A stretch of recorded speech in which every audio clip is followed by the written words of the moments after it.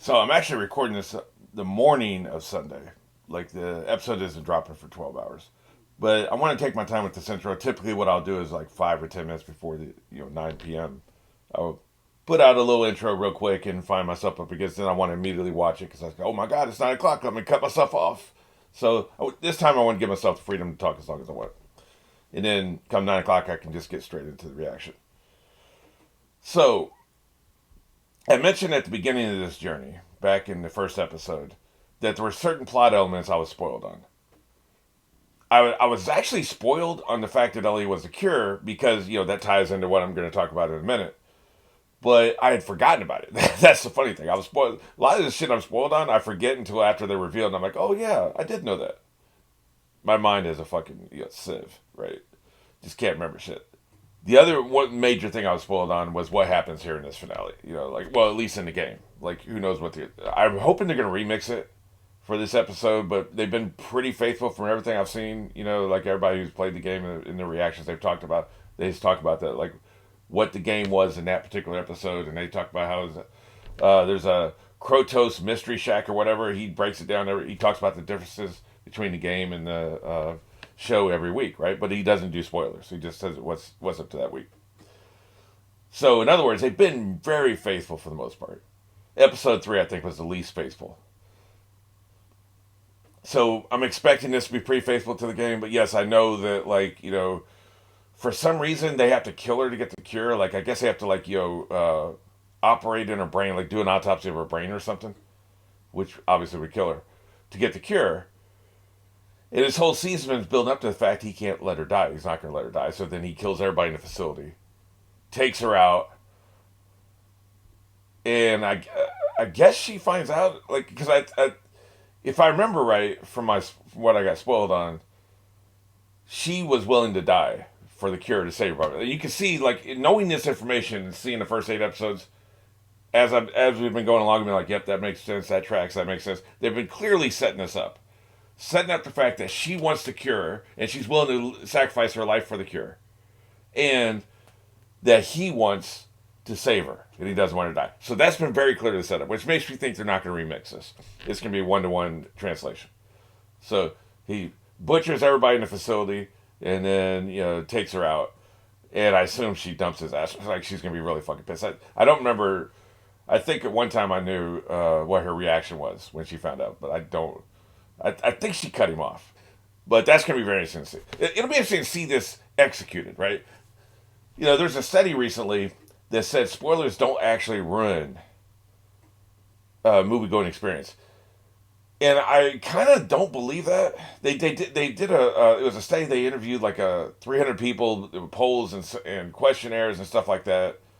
And they also did some experiments where they had 200 people. 100 people were given specific plot details, and then they watched something, and then they were asked how much they enjoyed that thing. And the other 100 people were given no details, and they watched something, and then they were asked how much they enjoyed that thing. And it was pretty close. It's like actually the people who were spoiled enjoyed it a little bit more than the people who weren't. That's weird, right? That's counterintuitive. So there seems to be some thought out there that spoilers do not ruin the experience. And I would push back on that. And I think that there are specific examples where it does. If I had been spoiled on The Sixth Sense the first time I watched it, I would have hated the fucking movie. So there are times. If I had been spoiled on Darth Vader being Luke Skywalker's father, I don't know that would have ruined the movie for me. Right? So I think it's very specific examples. There are specific things that you need to not be spoiled on. And there are specific things it's okay to be spoiled on. For instance, if I had known the premise of Attack on Titan, because I thought it was just hearing the title, I thought it was going to be a space show, and they would actually be on the Titans of Moon, right, in Jupiter. Then they'd be colonizing the moon on Jupiter, or they'd be miners. That's what I thought it was. And they'd be having space battles, maybe with aliens. If they had told me what the premise was before I started watching it, I wouldn't have wanted to know that ahead of time, but it wouldn't have ruined the TV show for me ahead of time if I'd known that. It depends on the situation, so but let's put that aside. What I'm actually trying to say here is I try to like I've gone completely 180. It used to be I'd watch trailers, I'd read spoilers, and then I'd watch the movies. But I find my reactions are better. The less I know, the better my reactions are because I love to speculate. And it's hilarious when I'm wrong, right? So like I think that adds something to the experience. And also, it's just sometimes getting the wrong idea can be entertaining, and just because you just think like these two are brothers and it turns out they're lovers or something, and you don't find that out until almost the end. The whole time I'm making brother jokes, and then they start kissing or something. It's like, oh shit, that could be entertaining, right? So sometimes having the wrong idea can be entertaining. So I think all this. That's why my basic philosophy is to be as unspoiled as possible whenever possible. But I recently did a full reaction to the Doctor Strange 2 Multiverse of Madness, and I was heavily spoiled. Like, as spoiled as I've ever been on anything I've ever done a reaction to that I hadn't already seen before, right? And I had kind of seen it before because I'd even seen clips and stuff, right? And I feel like that turned out to be a pretty good reaction. Probably not as good as if I had known nothing. But I had a lot of reservations going into it. I thought it was just going to completely suck ass because of how spoiled I was. And I don't think it did. So who knows, right? But here's the thing though. I've seen Lost 20 to 30 times, not even counting reactions. I've seen House, the entire series of House, 20 to 30 times. I've watched X-Files half a dozen times. I've seen Stargate SG-1 20, 30 times. I'd have these things on DVDs and just keep going through them, keep going through them, keep going through them. And I kept enjoying them. I kept enjoying big moments. Okay, this is the episode where this happens. I would enjoy it. Would I enjoy it as much as I had the first time? Probably not. But sometimes a little bit more because you pick up, oh, they're setting this up. When Teal'c does this, it's because of what they did over here. Like, you pick up new things and you can enjoy it in a different way. So if spoilers completely ruin the viewing experience, then why is it you can rewatch a series or rewatch a movie a second time or read a book a second time and still enjoy it? Now, you only get that first time you experience the material. Can only happen once. And people talk about, I wish I could remove my memory of Lost and rewatch it for the first time. That is true. That's the thing. But if spoilers completely ruined a viewing experience and made it impossible to enjoy something, why is it we can rewatch something? Now, there's probably a couple of people out there that never rewatch anything. They only watch everything once. Okay, well, we're not talking about you. We're talking about the rest of the human race, okay?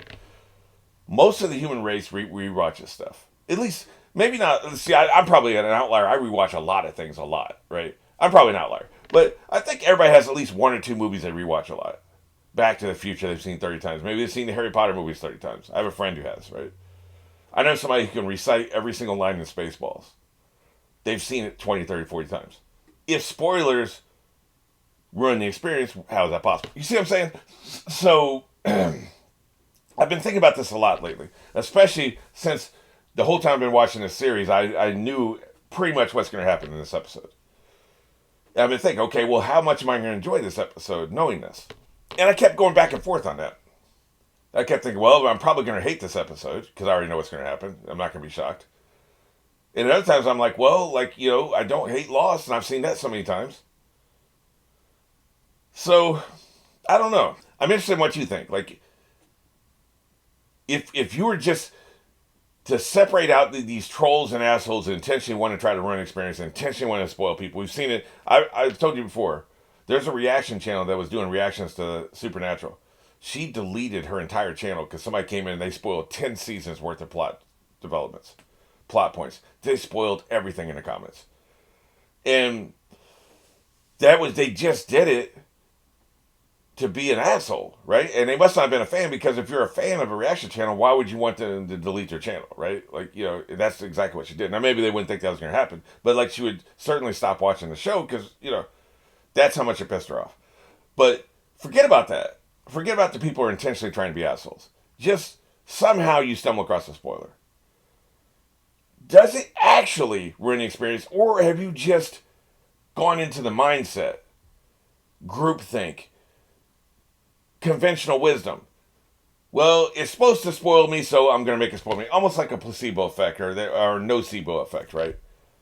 The placebo effect is you think a drug's going to work, so it works. And it turns out they just gave you water, but you feel better because your mind believes something's going to happen, so it happens. Nocebo effect, you don't think a drug is going to work, so when they give it to you, it doesn't work.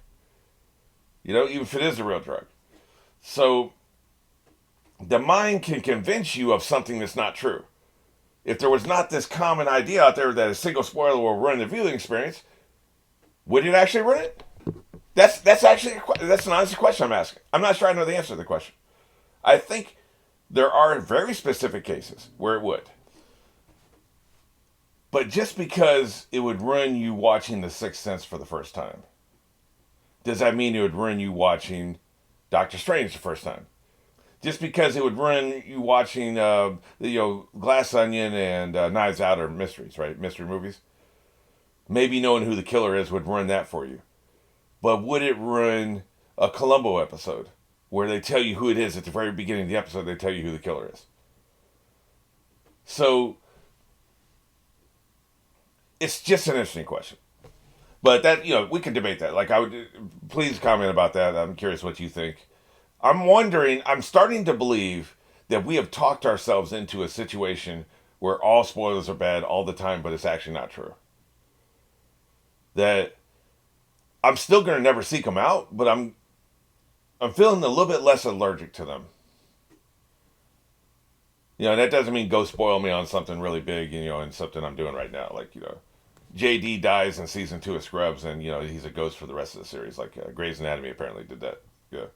Don't do that. But, it's just an interesting conversation to have. Okay, so there we are. We got that.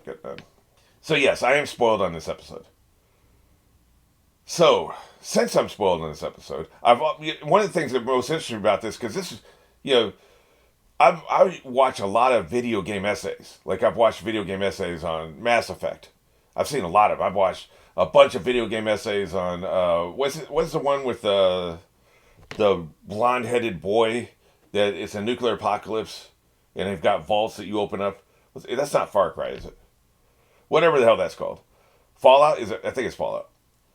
I've watched a lot of video essays on them, and this company, when they did the games, these games are good, and this company, when they did the games suck ass. Why is that? I love that stuff, contrasting different styles. I've watched a lot of video essays on open world games and why those are good or why those can be bad, and just because I don't have time to play video games, so I'm not worried about being spoiled on them. So I can watch video essays on games I will never play to get a vicarious experience. I can kind of experience the video games without experiencing them. So years ago, I was doing that with Last of Us. Both games. I'm heavily spoiled on the second game too, right? Which is why I'm not going to be watching past season 1 of this show. I refuse to watch season 2 because the decisions they made in the second game were so fucking stupid. And I'm not just talking about the big thing you're thinking about. Other decisions they made. The way they framed it. The way they structured it. It's just fucking awful. Just absolutely terrible, right? So there's no way in hell I'm watching season 2. But I knew this season the game was good, so I knew this season was going to be good. And maybe if a bunch of people are raving about how fucking great, and if a certain thing that happens in the game doesn't happen in the series, maybe I'll go back and watch season 2. But if they do it like they do in the game, there's no chance in hell I'm not doing it. But that's why I'm so spoiled on this ending. Because I've seen the video essays breaking down both sides of the argument. On one side, the needs of the many outweigh the needs of the few. So he should let her die, right? On the other side, the world has ended. The disease is out there. So how much good is this cure actually going to do? Like, how common is it to be bitten but not be killed? Because these fucking infected, they're not just trying to bite you once and then fuck off. They're trying to rip your fucking throat off, or the bloater, rip your head off, man. They're trying to fucking kill you. Literally kill you. Which is odd because you think what they would actually be trying to do is just infect you so that there's more of them because they want to spread the disease, right? But what we see happen in practice is they're actually trying to rip you to pieces. So it actually doesn't make sense if you think about it. Like, they shouldn't be that violent. They should bite you once and then leave you alone.